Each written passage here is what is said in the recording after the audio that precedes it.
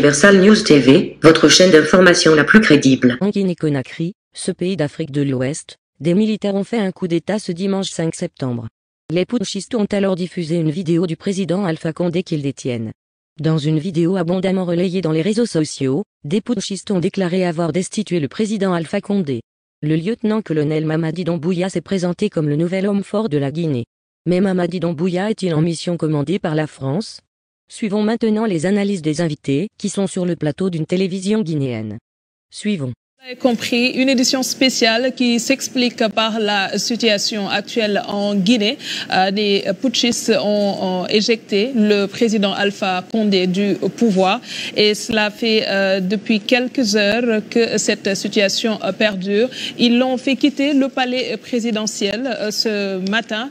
Les putschistes qui, depuis quelque temps, étaient en train de se préparer apparemment à cette situation puisque le colonel Mamadi Doumbouya, selon les informations que nous avons de Confidentiel Afrique, il était arrêté parce que le pouvoir en place le soupçonnait de vouloir fomenter un coup d'État contre le président en place. Ils l'ont fait quitter le palais présidentiel ce matin. Les putschistes qui, depuis quelque temps, étaient en train de se préparer apparemment à cette situation puisque le colonel Mamadi Doumbouya, selon les informations que nous avons de Confidentiel Afrique, il était arrêté parce que le pouvoir en place le soupçonnait de vouloir fomenter un coup d'État contre le président en place. Il a été libéré selon les dernières informations samedi, hier, avec plutôt des officiers qui lui vouaient un respect total. Et c'est pour cela que ce dimanche, ils se sont réveillés et ils ont pris d'attaque le palais présidentiel guinéen. Et vous savez ce qui s'en est suivi, puisque à travers les différentes plateformes et un peu plus tôt, l'émission d'Eli avec Babacar John, vous avez suivi les dernières informations également, la déclaration du colonel Doumbouya. On reviendra certainement sur son parcours parce qu'il est un ancien légionnaire de l'armée française. Voilà, j'y arrive, on reviendra sur son parcours. Il y a quelque chose qui m'interpelle, Babacar. Le colonel Doumbouya, un ancien légionnaire de l'armée française, devrait-on nous demander s'il est en mission commandée ou pas? Pourquoi je le dis, il y a David Delomont qui avait écrit un ouvrage, Dadis Show, sur Moussa Dadis Camara. Et ce qu'il disait, c'est que les Blancs soutiennent les dictateurs, mais ils apprécient quand il y a des opposants. Et aujourd'hui, quand on met l'accent sur ce fait, qu'il soit un ancien légionnaire de l'armée française, on a envie de se demander, est-ce qu'il est en mission commandée? Oui, mais disons que tous les coups d'État qui sont passés en Afrique, on a toujours pensé qu'il y avait la main de la France, hein, en tout cas du colon, de l'ancienne métropole. Hein. À un moment donné, donc, on se passe, d'autant plus que nos armées ont été pour la plupart, hein, nos militaires formés par la France, donc pour le cas de Doumbouya. Moi, je dirais que c'est très difficile de penser que la France n'a pas été au courant de ces choses. Vous savez, le truc de quoi ça peut aller très vite, hein, comme ce qui s'est passé avec des circonstances assez particulières qui ont poussé l'armée donc à prendre le pouvoir. Mais je crois qu'ils ont vu venir.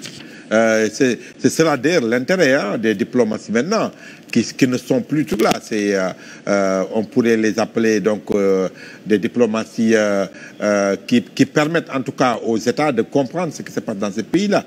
C'est des collaborations parce que la Guinée peut être stratégique, hein, du point de vue de sa puissance, du point de vue de ses ressources naturelles. Donc je vois mal la France, l'ancienne métropole, ne puisse pas comprendre ce qui s'est passé, ce qui se passe en Guinée. Ils ne sont pas surpris et s'ils décidaient en tout cas de laisser le colonel continuer à gouverner, ou en tout cas c'est parce que tout simplement ils ont intérêt à le laisser continuer. Vraiment que la France, est même dans la sous-région, mais malheureusement, l'UEMOA n'a jamais pu, la CEDEAO n'a jamais pu organiser la sous-région comme elle le voulait. Et aujourd'hui, parce que tout simplement, chacun a son intérêt. Quand on a voulu organiser l'élection en Guinée, Ouattara n'avait pas joué franc jeu en ce moment. parce qu'il avait son 3e mandat à régler. Oui. Donc, ce que Alpha faisait l'intéressait au premier niveau. Donc, je crois qu'il y a plein de choses, des préalables à régler. Bon, voilà. On reviendra également sur cette situation. Est-ce que c'était prévisible? Il serait bien de pouvoir nous arrêter là-dessus. Mais également, nous aurons des réactions de responsables, de journalistes et également des membres de la société civile qui sont actuellement en Guinée. Les réactions en temps réel sur les réseaux sociaux, nous aurons également cela avec Amadou Diao qui est avec nous et qui pourra revenir sur les derniers développements. Je suis sur le plateau avec Babacar John. On va poursuivre les échanges puisqu'il avait entamé cela depuis un moment avec ses invités. On aura bien entendu un invité ou d'autres qui seront là. Des réactions de spécialistes, des questions de la sous-région. On pourra les avoir également au téléphone pour ensemble décrypter la situation en Guinée. Merci, non, Manglé Faye, merci Aram. Je crois que donc, les choses sont campées. Comme on l'a dit tout à l'heure en Wolof par rapport à l'émission Li, ce qui s'est passé ne surprend guère personne. Parce que beaucoup de Sénégalais et de Guinéens, en tout cas, s'y attendaient. Parce qu'on a vu depuis la dernière élection présidentielle en Guinée, la manière dont le président Alpha Condé a été réélu, oui. au forcing, il faut le dire, au forceps, diront certains également, parce qu'on avait senti qu'il avait perdu les élections, juste après, au 2e tour. Donc, il est revenu vainqueur. Et je crois qu'entre-temps, on a vu beaucoup de développement. Hein, même si on n'est pas en Guinée pour suivre les événements, on a vu quand même que c'était un président qui était devenu frileux, très frileux, jusqu'à fermer les frontières avec le Sénégal. Oui. Les frontières terrestres, hein, on peut le dire. Quand on n'a plus, donc, on n'est plus en odeur de sainteté avec les voisins hein, de la Guinée-Bissau ou du Sénégal, je crois que les choses étaient devenues très étroites pour les Guinéens même. À l'intérieur, en plus donc, de beaucoup d'autres choses, hein, les prix qui avaient flambé. Donc la situation, la Guinée, on a l'impression que les Guinéens vivent une situation de crise depuis la dernière élection présidentielle. Ajouter à cela le Covid hein, qui est venu pour compliquer les choses. Et c'est pour cela d'ailleurs que les Guinéens sont sous couvre-feu, en tout cas en confinement forcé, depuis mars 2020. Alors, dans ces conditions-là, comment les populations peuvent vaquer à leurs besoins? Et ici, ajouter donc un climat politique très délétère. Après son élection, justement, il disait qu'il n'y avait pas de chasse aux sorcières et qu'il était prêt à collaborer avec les différents bords de la politique pour pouvoir gérer et gouverner plutôt la Guinée d'une façon consensuelle. Mais apparemment, tous n'étaient pas vraiment du même avis que le chef de file. Non, bien sûr, les conditions n'étaient pas les mêmes. Et puis, il a joué également sur la division, sur la division de l'armée, des militaires. Tout à l'heure, on l'a rappelé, avec sa garde rapprochée, également une unité spéciale qui s'était chargée. Donc, il y avait cette division interne, parce que souvent, hein, ça arrive au niveau des pays africains, les chefs d'État ont tendance à diviser leur armée pour peut-être être mieux protégés. Chacun se sentira peut-être beaucoup plus confiant, en tout cas en confiance avec le président pour le protéger. Cette division, malheureusement, ne lui a pas servi. Parce qu'en fin de compte, donc, on s'est rendu compte que l'armée s'est rebellée, tout simplement à cause... Et tout à l'heure, je crois que... L'armée s'est rebellée, mais il y a des scènes de liesse ce matin. C'est comme si le peuple attendait d'être libéré d'un fardeau. Et ça nous reprend, ça nous redonne goût. À la limite, c'est les mêmes conditions par rapport à ce qui s'est passé donc, au Mali, à Bamako. Oui. On a vu également des scènes de liesse. Parce qu'à un moment donné, bon, maintenant, on aura toujours quand même à étudier ces coups d'État. Est-ce que vraiment c'est la meilleure solution? Moi, je n'étais pas, par exemple, d'accord avec ce qui s'est passé au Mali, à Bamako, quand avec le mouvement du 5 juin. Oui, parce que tout simplement, on se dit que si, donc, je crois, le professeur Fatou Sarr l'a dit tout à l'heure au cours de l'émission, est-ce qu'on devrait revenir à l'ère des coups d'État? Ça, donc, on va étudier. Mais parfois, les chefs d'État nous mettent tellement dans des conditions où les populations ne pouvant pas régler le problème. Parce que les populations se battent au niveau de la société civile. Elles se battent, les populations, au niveau des partis politiques pour pouvoir ériger des règles, hein, des règles du jeu très correctes. Par exemple, en Guinée, où la constitution était très claire par rapport au 3e mandat, Alors, qu'est-ce qu'ils font maintenant, les chefs d'État? Ils se fient pas mal de ces décisions prises au niveau de la Constitution. Alpha Condé, par exemple, a été obligé de changer de Constitution. Ils sont les premiers à perpétrer un coup d'État constitutionnel. Mais donc, finalement, les populations sont désemparées. Ils ne savent plus à quel sens se vouer. Quand vous vous battez pour mettre sur pied une Constitution, un président revient pour changer la Constitution. Quand vous vous battez pour gagner des élections, le président sortant s'arrange pour regagner ces élections. Finalement, les populations sont désemparées. Et finalement, qu'est-ce qu'il reste à faire? À compter sur l'armée, sur les militaires, qui sont à un niveau d'égalité, à égal, c'est vrai, à égal, je veux dire, à égale valeur, ou en tout cas du point de vue des responsabilités avec le chef d'État. Aujourd'hui, il n'y a que cette armée, il n'y a que les militaires qui peuvent tenir tête au président. Et ça, c'est un problème. Est-ce qu'on devrait en arriver là? Aujourd'hui, on parle d'hommes, puisque ce sont les chefs de l'État qui sont indexés, mais ne devrait-on pas avoir des institutions fortes qui permettent de ne pas en arriver à ce genre de situation? Mais comment faire pour avoir des institutions fortes? Si, par exemple, un référendum est organisé, c'est vrai, souvent on laisse quand même des flous par rapport à nos constitutions qui donnent cours à des interprétations qu'on ne maîtrise pas. C'est ça le problème. Alors, on arrive, par exemple, on prend l'exemple du 3e mandat. On est tous d'accord que, voilà quoi, il faut arrêter les mandats multiples, donc il faut s'arrêter à 2 mandats dans tous les pays africains. C'est des directives déjà de l'UEMOA, de l'Union africaine, les gens sont d'accord sur ça. Oui. Mais qu'est-ce qu'ils font? Ils disent que je ne suis pas engagé par cette décision qui a été prise par la Constitution parce que ça ne m'avait pas trouvé au pouvoir, ainsi de suite. Pour avoir des institutions fortes, il faut que tout le monde respecte les règles du jeu. Un président qui vient au pouvoir, même si le référendum ne l'a pas engagé, mais tout le monde doit, en tout cas tout le monde doit se conformer aux règles qui ont été édictées par cette Constitution. Malheureusement, en Afrique, on a ce problème-là. Et l'armée trouve, et l'autre problème, si on pouvait compter, par exemple, sur l'armée pour faire respecter la Constitution, il n'y a pas de problème. Hein? Moi, je dis tout à l'heure, par rapport aux militaires en Guinée, si, par exemple, on faisait un coup d'État pour organiser des élections ou bien une élection présidentielle 3 mois plus tard, ça n'aurait pas de problème. Finalement, on va régler les problèmes en Afrique, je crois. Mais malheureusement, tel n'est pas le cas.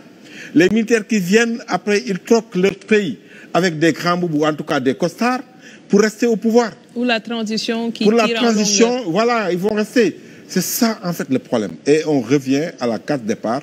En Afrique, malheureusement, on n'a pas encore trouvé, surtout dans la sous-région, on n'a pas encore réussi à trouver la solution pour que donc cette démocratie qu'on attend tant règne sur le continent. Oui, on a avec nous Amadou Diaw, comme je le disais tout à l'heure. Il va nous dire, Amadou, quels sont les derniers développements qu'on peut retenir ou avoir par rapport à la situation actuelle en Guinée.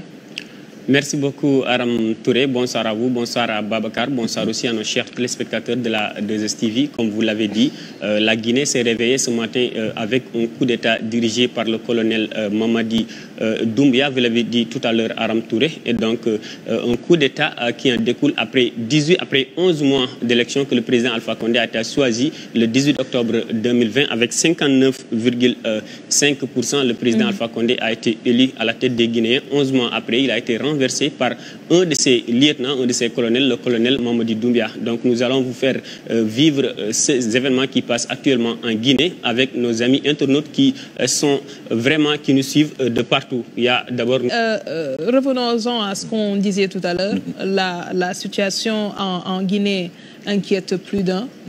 Le Mali, par exemple, à côté, on en est encore à la transition, comme je disais, qui tire en longueur. Et on en est à un déplacement du médiateur de la CEDEAO, Goodluck Jonathan, qui est actuellement sur place et qui devrait rencontrer les différentes parties pour pouvoir évaluer le processus de transition. En fait, c'est pour conforter ce que vous disiez tout à l'heure et qu'il est aujourd'hui primordial pour l'Afrique de pouvoir dépasser ce genre d'épisode qui est relayé un peu partout dans le monde et qui donne une image assez négative de l'Afrique de l'Ouest surtout, puisqu'on on enregistre des putschs. Et pour ce qui est de la Guinée, c'est pas la première fois. Ouais. Il y a l'histoire de Dadis Camara. Donc on est quelque part en Afrique de l'Ouest des pays qui sont habitués des faits. Pour le Sénégal, c'est pas le cas, mais on a peut-être des signes qui sortent de part et d'autre et qui font craindre que le pays pourrait être touché par ce qui se passe en Guinée ou dans d'autres pays. On ne va pas peut-être aller jusqu'à dire que le Sénégal est menacé par ça, parce que quand vous interrogez les Guinéens, les conditions dans lesquelles, par exemple, l'armée guinéenne travaille, les conditions dans lesquelles également les chefs d'État en Guinée mettent la pression sur les populations sans pour autant penser à ce qui peut leur arriver, je crois qu'on n'en est pas encore là. Mais par contre, il y a toujours une étincelle sur laquelle donc les gens s'appuient pour pouvoir donc faire un coup d'État. En Guinée, souvent c'était des coups d'État quand on perd un chef d'État, donc il décède. Après, l'armée vient pour conforter ses positions. Aujourd'hui, je crois que c'est la première fois en Guinée où un chef d'État en fonction, donc on fait un coup d'État contre un chef d'État donc qui est vraiment en fonction, en exercice. Alors ça peut changer, mais je crois que on n'a pas encore trouvé la panacée en Afrique, c'est vrai. En tout cas, parce qu'on se demande dans quelles conditions. On avait pensé, les Maliens avaient jubilé quand l'armée est venue prendre le pouvoir. Quand, à un moment donné, Imam Dicko a mobilisé les populations donc, pour combattre les dérives du régime. Alors l'armée a pris de court l'affaire pour revenir. Mais malheureusement, nos militaires, en tout cas d'après ce qu'on voit en Afrique, ne sont pas là pour la transition.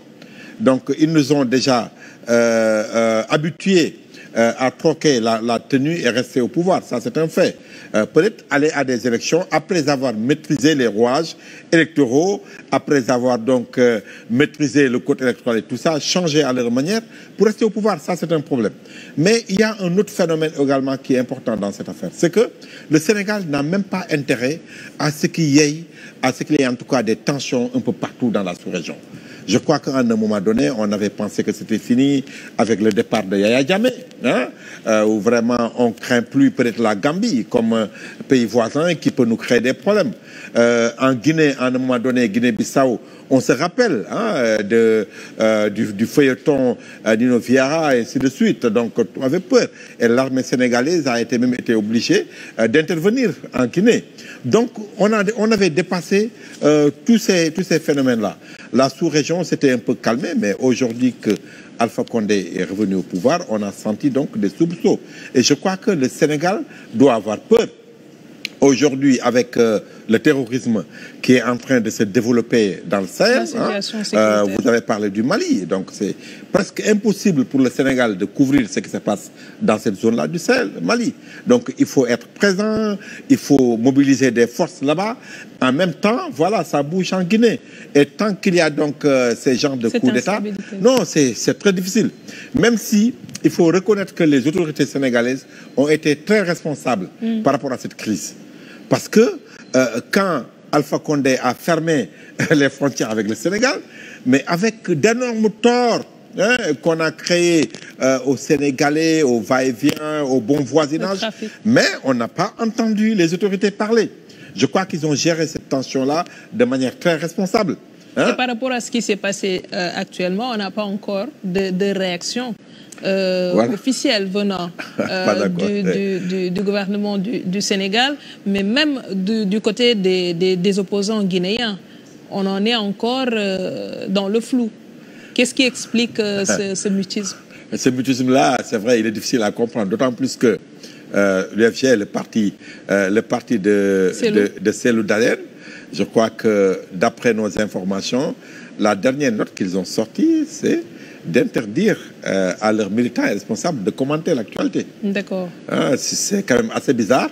À un moment donné, on avait pensé que On avait pensé que Selou avait été attrapé, ou je ne sais plus, en tout cas emprisonné, on ne sait pas par qui, on ne sait pas pourquoi. Mais en tout cas, il y a une note du parti de Selou qui demande à ses responsables et militants de ne pas commenter l'actualité. D'attendre peut-être l'évolution. Parce que personne ne sait vers où ça va aller, cette transition. Est-ce que ça va être une transition éphémère, juste pour permettre donc aux forces politiques de s'organiser pour aller à des élections, mais malheureusement, on n'en sait pas davantage. Donc tout le monde reste lié aux déclarations de l'armée et de ce qu'ils vont dire. On aurait bien aimé déjà que Ibrahim Balaya, qui est là-bas au niveau de la Guinée, si la régie pouvait l'appeler pour qu'il nous donne le tempo au niveau de Conakry. Amadou Diaw également devrait peut-être nous donner plus d'informations sur la communauté internationale. Est-ce qu'il y a un État qui a réagi? On ne sait pas trop. Moi, je ne vois pas de réaction au niveau de la communauté internationale et même du Sénégal. Parce que tout le monde est là, en train certainement avec la diplomatie, de voir comment en tout cas ça va se passer. On n'en sait pas davantage. Peut-être que durant les prochaines heures, on pourra comprendre davantage ce qui se passe. Et même la CEDEAO, nos juridictions au niveau régional, peut-être pourraient réagir par rapport à ce qui se passe, ou en tout cas, on aura cela, si c'est le cas, avec Amadou Diaw, qui est également panafricaniste. Babacar, oui. En général, ou en tout cas pour toutes les réactions qu'on a eues, pour la majorité, tous sont centralisés autour de la question du troisième mandat. On en revient à cela, parce que beaucoup estiment que c'est ce qui a occasionné le putsch au niveau de la Guinée. Nous sommes avec Cheikh Mohamed Abdallah Aïdara, qui est résident du Goha. Bonsoir et merci d'être avec nous sur ce plateau. Merci beaucoup et je m'excuse du retard. C'est indépendamment de ma volonté. J'étais avec d'autres journalistes. Nous comprenons. D'abord, ce qui se passe actuellement en Guinée, est-ce que cette situation vous surprend? Bon, non. La situation qui se passe en Guinée présentement, nous, on s'attendait un peu à ça. On s'attendait à ça même avant aujourd'hui. Il ne faut pas oublier que M. Alpha Condé a fait modifier la constitution juste pour s'éterniser au pouvoir. Lui-même, il a fait un coup d'État. Oui. Si un autre coup d'État vient l'enlever, nous trouvons cela salutaire. C'est pourquoi moi, je n'ai pas hésité un seul instant à féliciter l'armée guinéenne qui ont fait un acte de patriotisme. Franchement, je ne peux pas dire autre chose que je suis content. Je suis content en tant que président du Goa. Je suis content en tant que leader du FNDC. Je suis content en tant que aussi membre de l'ANAD. On disait tout à l'heure qu'il y avait une forte mobilisation avant l'élection de Condé pour un troisième mandat. Les manifestations du FNDC, tout ce qui avait été fait. Mais malgré cela, il a réussi à trouver des subterfuges pour rester au pouvoir. Mais aujourd'hui, c'est la forme qui pose problème. Beaucoup ne se réjouissent pas de ce coup d'État, comme vous venez de le faire tout à l'heure, puisque ce que cela va engendrer sur le long terme pour le pays, ce que vous connaissez, vous l'avez déjà vécu, même si le contexte n'est pas le même. Est-ce qu'aujourd'hui, la Guinée est prête à revivre ce genre de crise? Vous savez, entre le mal et le pire, on prend toujours le mal. Vous comprenez? C'est-à-dire, Condé, c'est le pire. On ne peut pas dire qu'on cautionne les coups d'État, sauf ces coups d'État-là, il est vraiment salutaire. Condé a fatigué le peuple de Guinée. Il a fait fermer les frontières de la Guinée, ça fait une année. Oui. Il nous a fait perdre des millions et des millions. Moi, je suis extrêmement bien placé pour répondre à ça, parce que je suis président de tous les opérateurs économiques guinéens. Je suis président du Goa. Les 96% des opérateurs économiques guinéens sont dans notre organisation. Vous comprenez? Et c'est moi-même qui est allé à la frontière à plusieurs reprises. Donc, je connais un peu ce qui se passe, la souffrance du peuple de Guinée. Il nous a fait perdre des millions. C'est le seul président au monde qui menace les opérateurs économiques et qui fait ces menaces en pratique. Parce que pendant les élections, il a menacé les opérateurs économiques en disant qu'il va s'occuper d'eux, qu'il va faire en sorte de casser le monopole, comme s'il a donné à quelqu'un des monopoles. Vous comprenez? C'est-à-dire, je ne sais même pas comment qualifier ça, c'est un peu ethnique. Vous comprenez? Ce qui fait que moi, j'étais opposé à lui par rapport à cette situation. Par rapport à cette situation, ce qui fait même que je suis au Sénégal, c'est pour des raisons de sécurité qui m'a fait venir au Sénégal. Parce que Alpha lui-même, il m'a menacé à plusieurs reprises. J'ai résisté à Alpha depuis 2013, lorsqu'il a commencé à faire piller le marché de Madina et consorts.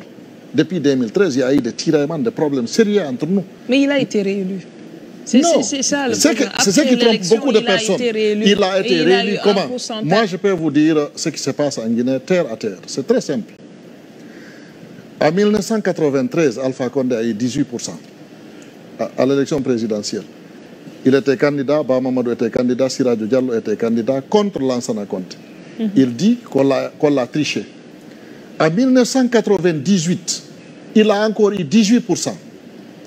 Sous Lansana Conté. Non, on m'a triché, on m'a fait ceci et cela, j'ai gagné.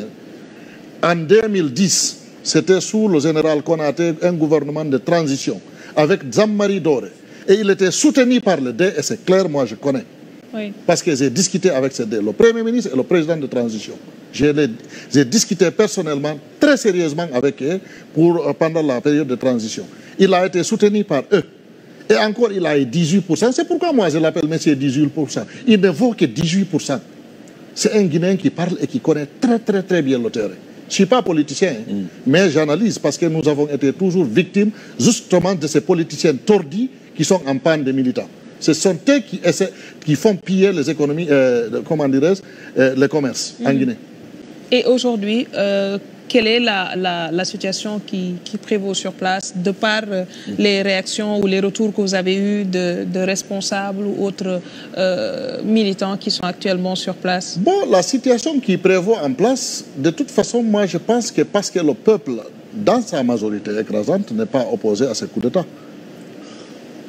Moi-même, j'ai demandé aux commerçants d'épauler les militaires. Ah oui. De les soutenir. J'ai demandé officiellement et je réitère. Donc, ce qui veut dire que vous étiez au courant qu'il y avait un coup d'État qui était en train de se fomenter. Pas du tout. Même le colonel Doumbouya, je ne le connais pas. Mais c'est des Guinéens, c'est des citoyens guinéens, c'est des militaires, c'est des citoyens. Pourquoi dire que vous avez demandé aux Guinéens, ou en tout cas... Écoutez, le mal de la Guinée s'appelle Alpha Condé. Et si on trouve la solution à ce mal-là, qu'est-ce qu'on va faire si ce n'est pas soutenir ceux qui ont enlevé ce mal-là? On n'a pas d'autre choix. Regardez ce dictateur qui a fait fermer la frontière pendant tout ce temps. Moi-même, il menace ma sécurité. Qu'est-ce que j'ai fait? Nous ne sommes pas des malfaiteurs. Il menace de me mettre en prison. On dirait que ce n'est pas lui qui devait être en prison. C'est lui qui donne des marchés de gré à gré. C'est lui qui vole l'argent de l'État. C'est lui qui fait tout ça. Ce n'est pas nous. Nous sommes des opérateurs économiques. Nous travaillons de façon sincère et claire. Dans toute la sous-région, tout le monde connaît. Quand vous sortez ici à Dakar, vous allez voir la communauté guinéenne. Combien de fois la communauté guinéenne qui se trouve au Sénégal souffre, mais ils gagnent de l'argent avec leur propre chair. Si vous voulez des fruits, c'est eux. Si vous voulez cirer même votre saucisse, c'est eux. Vous pensez que ça, c'est pas sérieux? C'est extrêmement sérieux et c'est le même comportement qui est en Guinée. Le peuple guinéen est un peuple brave et qui travaille de leur propre chair pour chercher comment vivre leur famille. Si vous voyez les maisons, les bâtiments, les jolis bâtiments en Guinée, c'est les citoyens qui ont construit. Ici, c'est le gouvernement qui est fort, c'est le gouvernement qui est sérieux, qui travaille. Là-bas, c'est la population qui travaille, le gouvernement ne vaut rien. C'est ça la vérité. En Guinée, c'est le peuple qui travaille. Vous soutenez l'armée, ou en tout cas, vous vous réjouissez de ce qui se passe. Est-ce que vous connaissez le projet de l'armée? Je ne connais pas leur projet, mais quel que soit leur projet, on va travailler ensemble pour que le projet là soit bon pour le peuple de Guinée. C'est clair et net. Nous allons travailler ensemble. On ne soutient pas l'armée en restant à côté dans nos maisons. Je vais rentrer à Conakry et je vais travailler avec l'armée. Et je vais faire venir les opérateurs économiques sérieux, pas des opérateurs économiques corrupteurs. Mais donc... J'ai demandé même aux commerçants, à partir d'aujourd'hui, de faire tous les efforts du monde pour diminuer les denrées alimentaires sur le terrain pour que la population soit soulagée en première position par ça. Parce que Alpha a fait monter le prix des carburants pendant ces périodes de soudure en République de Guinée, juste pour fatiguer les citoyens guinéens. Le jour qu'il a passé le décret, et j'ai passé le message le même jour, il a augmenté 20%. Vous, commerçants, aussi augmenté 20%. C'était terre à terre, et c'est ce qu'ils ont fait. Aujourd'hui, je leur demande de faire des efforts pour diminuer. Mais je pense que je vais aussi discuter avec l'armée pour voir la solution, comment rabaisser tout ça, mais pour que le peuple soit soulagé. Est-ce que ce n'est pas mieux que l'armée, par exemple, puisse partir après cette étape de transition? pendant 90 jours, par exemple. Est-ce que ce serait pas mieux pour qu'on organise des élections anticipées? Bon, je pense qu'ils ont parlé de, comment dirais-je, la constitution d'Alpha Condé est dissous. Ils ont tout Mais on a la meilleure des constitutions du monde, je peux dire, ou de l'Afrique. Parce que la constitution de 2010 est la meilleure des constitutions. Donc, puisqu'ils vont consulter tout le monde, consulter avec tous les citoyens guinéens de l'intérieur comme de la diaspora, vous comprenez? Oui. Je pense qu'on va trouver des solutions à tout ça. Est-ce que 90 jours n'est pas trop juste? Parce qu'il ne faut pas prendre des problèmes et mettre dans des problèmes. Vous comprenez? Je pense qu'il est nécessaire de travailler sérieusement et organiser une élection libre, crédible et transparente. Tout ce que je vais conseiller à ces militaires, c'est de travailler pour l'unité de la nation, parce qu'il y a une division ethnique. Moi qui suis assis ici, je suis très bien placé pour vous dire, j'ai reçu des satisfecits des organisations de défense des droits de l'homme, nationales comme internationales, parce que j'ai lutté justement contre la division ethnique en Guinée. Ça, je suis allergique à ça depuis toujours. Et ça existe dans les statuts de notre organisation, le GOA. C'est le droit de l'homme d'abord, avant que ce soit le droit des opérateurs économiques. Vous comprenez? J'ai reçu des satisfecits de beaucoup des organisations internationales. Et je viens de créer, il y a juste 4 mois maintenant, l'action pour unir les Guinéens. Beaucoup de journalistes et beaucoup de citoyens guinéens m'ont posé des questions. Est-ce que l'action pour unir les Guinéens, c'est la réconciliation nationale? J'ai dit non. Moi, je ne parle pas de réconciliation nationale en tant que telle, parce que je ne suis pas là pour réconcilier les malfaiteurs et les citoyens qui sont bons. Je ne suis pas là pour réconcilier entre assassins et ceux qui sont assassinés. Vous comprenez? Je suis là pour entre citoyens et citoyens. C'est pourquoi je dis l'action pour unir les Guinéens. Quand vous regardez sur le net, nous avons mis des équipes en place au niveau de la diaspora, même à l'intérieur de la Guinée. Et c'est une machine qui commence à bouger. Et vous dites que vous n'avez aucune ambition politique malgré ça? Bon, vous savez, c'est trop tôt de dire quoi que ce soit. Vous comprenez? Ambition politique, si je voulais être candidat. Vous savez, tous les partis, grands ou petits, m'ont coopté. Parce qu'il ne faut pas oublier que moi qui est assis devant vous, j'ai des millions de personnes derrière moi. En tant qu'opérateur économique? En tant qu'opérateur économique. Mais pas... je ne suis pas dans la politique politicienne. Vous comprenez? Mais beaucoup de partis politiques m'ont coopté. Plus de 100 partis politiques m'ont coopté pour que je sois leur leader. Pour le moment, ça ne fait pas partie de mon souci. Je suis en train de travailler en tant qu'opérateur économique sur le terrain. Nous sommes en train de travailler sur le bon environnement. On est en train de mettre des sections et des sous-sections partout en Afrique. Le même travail qu'on est en train de Guinée, on le fait au Sénégal, on le fait en Gambie, on le fait au Congo et en Angola, partout. Aux États-Unis, un peu partout. Vous comprenez? Si vous avez remarqué ces derniers temps, j'ai fait beaucoup de campagnes au Sénégal pour encourager les opérateurs économiques justement sur la formation et la formalisation pour créer de l'emploi. Ça n'a rien de politique. Mais si vous êtes là pour se faire respecter, il faut créer de l'emploi. Il ne faut pas être seulement dans ta petite boutique et tu es là, tu ne progresses pas, tu ne crées pas des unités de fabrique, tu n'emploies personne. Donc il faut les réveiller. Mais demain, on ne devrait pas s'étonner de vous voir devenir un leader politique qui voudrait briguer le suffrage des Guinéens. Ça, c'est dans les mains de Dieu. Si ça soit ainsi, c'est vraiment dans les mains de Dieu. Vous comprenez? De toute façon, en Guinée, c'est ce que j'ai toujours dit. Est-ce que vous avez... Les gens parlent de leaders historiques au lieu de parler de sommaires chroniques.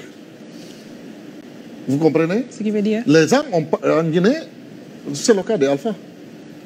Il n'a jamais travaillé dans sa vie. Sa première fonction, président de la République. C'est pourquoi nous avons eu tous ces problèmes. Enseignant, quand même, il était enseignant. Enseignant, il a enseigné qui? Montrez-moi un seul étudiant qui est Alpha. Non, tout le monde sait qu'il était enseignant en France. Tout le monde sait, d'accord. Mais montrez-moi la preuve. Ça n'existe pas. Ah oui. Vous comprenez? Ça n'existe pas. Ses copains m'ont parlé. Moi, je suis un leader d'opinion. Je suis à la tête du secteur privé. En quoi Alpha Condé était pire que les autres chefs d'État qui étaient là-bas? Lui, il est pire. Parce que la division... D'abord, depuis qu'il est arrivé. Je ne sais pas, on a recensé près de 1800 promesses. Zéro réalisation. Et il est pire. Tous les assassinats des citoyens qui ont manifesté, plus de 200 jeunes assassinés. Nous avons enregistré plus de 2000 opérateurs économiques victimes de destruction de leurs biens. Et plus de 300 milliards de francs guinéens de pertes. Zéro arrestation. Le monsieur là, c'est le pire parmi les pires. Est-ce que lui, il peut unir le Guinéen? Est-ce que c'est sa façon de faire peut unir le Guinéen? Mais en Guinée, il n'y a pas que le cas Alpha par rapport aux divisions ethniques. Je crois que c'est une sensibilisation que vous devez faire pour tous les leaders politiques. Parce que tous ceux qui parlent également parlent de la division ethnique. On n'a pas encore pu constituer une nation en Guinée. Et ça, je crois que c'est un travail de longue haleine que vous devez mener, vous tous. On pouvait constater que dans les rues de Conakry en Guinée, une partie des habitants ont exprimé grandement leur joie. Ils iront même jusqu'à escorter des militaires qu'ils considèrent aujourd'hui comme des sauveurs. Ici, Christine Muriel, pour Universal News TV. Merci de suivre Universal News TV sur YouTube. Nous vous rassurons que les informations que nous diffusons au quotidien sont suffisamment crédibles. Alors, n'hésitez pas à liker la vidéo si elle vous plaît, et si vous êtes nouveau sur la chaîne. N'oubliez pas de vous abonner et d'activer la cloche de notification pour ne pas rater nos prochaines vidéos.